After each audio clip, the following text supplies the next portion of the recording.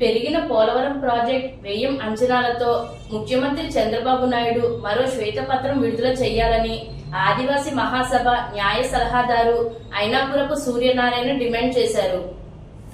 ఈ రోజు the Rajahmundry press క్లబ్లో జరిగిన మీడియా సమావేశంలో ఆయన మాట్లాడుతూ 2020 ఫిబ్రవరి 29న Polavaram irrigation project chief engineer B Sudhakar Babu కేంద్ర ప్రభుత్వానికి ఇచ్చిన నివేదికలో ఎస్టీలు 56,495, ఎస్సీలు 7,134, ఓబీసీలు 34,266, ఓసీలు 7,706, మొత్తం 1,05,601 కుటుంబాలు నిర్వాసితులు అవుతున్నారని పేర్కొన్నారు. 18 సంవత్సరాలు నిండిన ప్రతి వ్యక్తి ఒక కుటుంబంగా కొత్త భూసేకరణ చట్టం పేర్కొందని, 2020 నాటికి 14 సంవత్సరాలు వయసు ఉన్న వ్యక్తి ఇప్పుడు 18 సంవత్సరాలు పూర్తయి ఒక కుటుంబంగా పరిగణించబడతారని తెలిపారు. ఈ సంఖ్య పెరుగుతుంది గాని తగ్గదని ముఖ్యమంత్రి నారా చంద్రబాబు నాయుడు విడుదల చేసిన శ్వేతపత్రంలో మొత్తం నిర్వాసితుల సంఖ్య 96,660గా వెల్లడించారన్నారు. అంటే సుమారు 10,000 కుటుంబాలను తగ్గించి చూపించారని, దీనికి కారణాలు వెల్లడించలేదు. ఏ గ్రామాలను ముంపు నుండి తప్పించారో వివరణ లేదు. చీఫ్ ఇంజనీర్ నివేదిక ప్రకారం ఫేజ్ 1 అంటే +41.15 దశలో 20,870 మంది నిర్వాసిత కుటుంబాలను R&R కాలనీలకు పంపించవలసి ఉంది. అయితే ముఖ్యమంత్రి శ్వేతపత్రంలో ఫేజ్ 1లో 38,060 కుటుంబాలు నిర్వాసితులు అవుతున్నారని, వీరిలో 12,797 మంది నిర్వాసితులను R&R కాలనీలకు పంపించడం జరిగిందని పేర్కొన్నారు. సెప్టెంబర్ 16న హైకోర్టు సీనియర్ న్యాయవాది, ప్రజా హక్కుల కోసం పనిచేసిన శ్రీ బొజ్జా తారకం 8వ వర్ధంతిని పోలవరం నిర్వాసిత ఎస్సీ ఎస్టీల హక్కుల పోరాట దినంగా ఆదివాసీ మహాసభ పాటిస్తుందని ఆయన చిత్రపటానికి పూలమాలలు వేసి ఘనంగా నివాళులు అర్పించారు.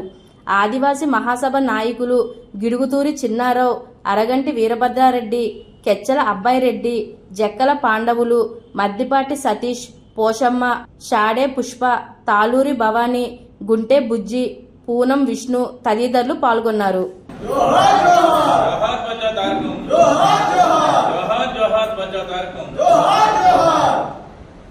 ముఖ్యమంత్రి చంద్రబాబు నాయుడు గారు పోలవరం ప్రాజెక్టు విషయం మీద ఒక వైట్ పేపర్ శ్వేతపత్రం రిలీజ్ చేశారు.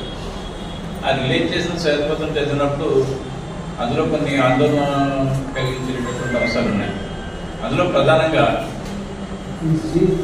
గతంలో పోలవరం ప్రాజెక్ట్ చీఫ్ ఇంజనీర్ కేంద్ర ప్రభుత్వానికి ఇచ్చినటువంటి నివేదికకి శ్వేతపత్రంలో ఉండేటటువంటి అంకెలకి తేడాలు ఉన్నాయి. గతంలో చీఫ్ ఇంజనీర్ 2020లో కేంద్ర ప్రభుత్వానికి నివేదిక ఇచ్చినప్పుడు 1,06,000 కుటుంబాలు అంటే సుమారు 5 లక్షల మంది నిర్వాసితులు అవుతారని వాళ్ళు అంచనా వేసి లెక్క ఇచ్చారు. చంద్రబాబు నాయుడు గారు శ్వేతపత్రంలో 10,000 కుటుంబాలని తగ్గించారు. అంటే 10,000 కుటుంబాలు అంటే సుమారు 50,000 మంది నిర్వాసితులు. మరి వాళ్ళు ఏ గ్రామాలను తీసేస్తున్నారు, ఇంటి నుంచి తొలగిస్తున్నారు అనేది వివరణ ఇవ్వలేదు.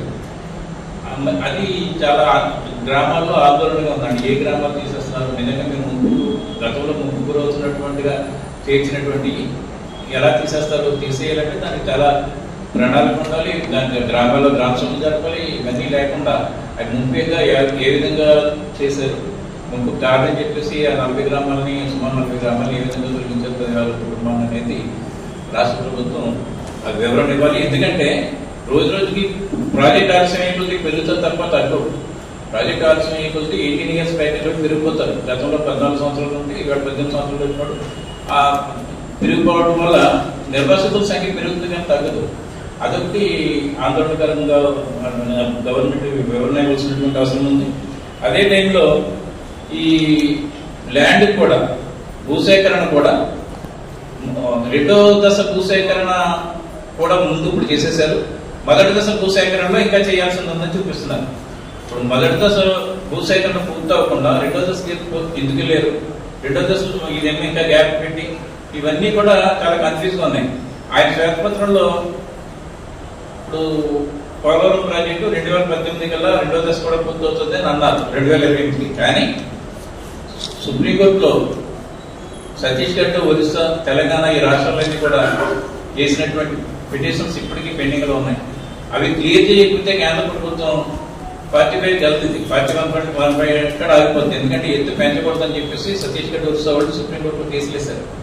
ఇవన్నిటి మీద కూడా ఆయన వివరణ ఇవ్వలేదు.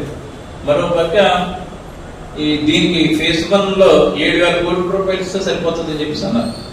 7,000 కోట్ల రూపాయలకి పోలవరం ప్రాజెక్ట్ ఫేజ్ 1 పూర్తి అవుతుంది. ఎందుకంటే గతంలో 40,000 ఎకరాలు ఎస్సీ ఎస్టీకి భూమి లేని వాళ్ళకి ఇచ్చారా లేదా అని రాజ్యసభలో క్వశ్చన్ చేస్తే ఆ ప్రాసెస్ స్టార్ట్ చేస్తా ఉన్నారు. కానీ ఇప్పటి వరకు ఎంత సేకరించారంటే ఒక ఎకరం భూమి ఇవ్వడానికి 400 ఎకరాలు మాత్రమే సేకరించారు. 40,000 ఎకరాలు అది కొండమల్లోకి ఇవ్వడానికి ఇప్పుడు మొదలు పెట్టారు. అంటే ఇంకా 40,000 ఎకరాలు సేకరించే చోట ఇంకా 4,400 ఎకరాలు సేకరించారు. అది కాకుండా బిఎస్ఎస్ ముందు ఒక 60,000 ఎకరాలు వాళ్ళకి కాంపిటీషన్ ఇవ్వాలి, లేదా ల్యాండ్ టు ల్యాండ్ ఇవ్వాలి. ఇవన్నీ అంచనా చేస్తే ఆ 7,000 కోట్లు ఎక్కడ సరిపోదు. మీకు 2016లో రాష్ట్ర ప్రభుత్వం తీసుకుంది, మేమే కడతామని. తీసుకున్నప్పుడు 2016 8 సంవత్సరాలు 8 సంవత్సరాలు అయినా సరే కేంద్ర రాష్ట్ర ప్రభుత్వాల మధ్య ఎంఓయూ లేదు. ఇది కార్యనివేదిక తప్పు పెట్టింది. మీరు ఖచ్చితంగా ఎంఓయూ చేసుకోవాలని. ఎంఓయూ ఎందుకు చేసుకోవట్లేదంటే ఎంఓయూ చేసుకుంటే రాష్ట్ర ప్రభుత్వానికి ఫండ్స్ డైవర్ట్ చేయడం కుదరదు. కేంద్ర ప్రభుత్వం కూడా ఏంటంటే ఇందులో కొత్త భూసేకరణ చట్టం ప్రకారం ఖచ్చితంగా ముందే డిపాజిట్ చేయాలి. మొత్తం భూసేకరణకి ఒక 1,00,000 ఎకరాలకి ఎంత అమౌంట్ అవుతుందో, ఆర్ఎండ్ఆర్కి ఎంత అవుతుందో మొత్తం డిపాజిట్ ముందుగానే చేసేయాలి. పోలవరం ప్రాజెక్ట్ అధికారుల దగ్గర జిల్లా కలెక్టర్లు ఆయా జిల్లా కలెక్టర్ల దగ్గర ముందుగానే చేస్తే తప్ప వాళ్ళు భూసేకరణకి వెళ్ళకూడదు. అది కొత్త భూసేకరణ చట్టంలో. ఇప్పుడు ఎంఓయూ కుదుర్చుకున్న కాడి నుంచి ముందు డబ్బు ఇవ్వాలి. ఎంఓయూ కుదుర్చుకుంటే వీళ్ళకి డైవర్ట్ చేయడానికి కుదరదు. కాబట్టి ఈ 8 సంవత్సరాల నుంచి ఎంఓయూ కుదుర్చుకోవట్లేదు. ఎంఓయూ కుదుర్చుకోకపోతే కాదు చెప్పినట్లుగా ఇది సాధ్యం కాదు. పోలవరం ప్రాజెక్టు నిర్ణీత సమయంలో పూర్తి చేయడం అనేది సాధ్యం కాదు. సుప్రీంకోర్టు కేంద్ర ప్రభుత్వం సరైనటువంటి నిర్ణయాలు తీసుకోకపోతే హైకోర్టు, సుప్రీంకోర్టులో ఉండేటటువంటి కేసులు కనుక అవి వాళ్ళు సాల్వ్ చేయకపోతే ఆ రాష్ట్ర ప్రభుత్వాలతో మాట్లాడి పోలవరం ప్రాజెక్ట్ 41.15 కూడా ఆగిపోతుంది. వాస్తవాన్ని ప్రజలకి తెలియజేయాలని, ఏ గ్రామాలు మినహాయించాలా, 10,000 కుటుంబాలు ఏంటి ఇవన్నీ కూడా గ్రామ సభలో తెలియజేయాలని, మళ్ళీ ప్రాజెక్టు సంబంధించినటువంటి అంచనాలన్నీ కూడా రివైజ్ చేయాలని చెప్పేసి, ఒకవేళ లేదంటే అంత అమౌంట్ కి మేము చేయలేము, పెరిగిన దానికంటే కేంద్ర ప్రభుత్వానికే తిరిగి అప్పగించేసేయాలి అని చెప్పేసి ఆదివాసీ మహోత్సవ కమిటీ